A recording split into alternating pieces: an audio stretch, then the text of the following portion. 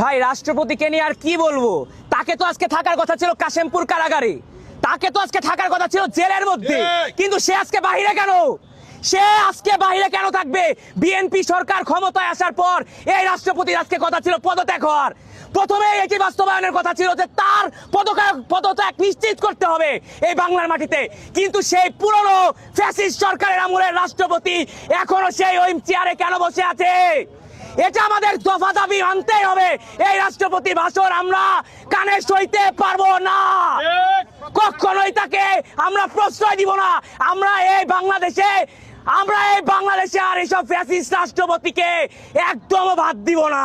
যদি এই ফ্যাসিস্ট রাষ্ট্রপতি থাকে, কোনো না কোনো একদিন এই জুলাই সনদ যদি বাস্তবায়ন আজকে না হয়, আমরা যারা স্টুডেন্ট, যারা আমরা এই চূড়ায় রক্ত দিয়েছিলাম, পুলিশের গুলি খাইছিলাম, টিয়ার সেলের ধোয়ার সামনে দাঁড়ায় সেই আন্দোলন করে গেছিলাম, আজ আমরা তাদের তারাই এই স্বাধীন বাংলাদেশ, জুলাই আন্দোলনের পরে নতুন স্বাধীন বাংলাদেশ ফ্যাসিস্ট সরকারকে আমরা বাংলাদেশ থেকে বিতাড়িত করেছি। আর যদি সেই বিএনপি সরকার ক্ষমতা আসার পর তারা যদি জুলাই বাস্তবায়ন না করে, আর 5-6 বছর পর তো ভাই আমাদেরকে ধরে ধরে জেলে পড়বে, আমরা তো হাওয়া ভবনে চলে যাব, তখন আমাদের কে দেখবে? আমাদের কি মা বোন নাই?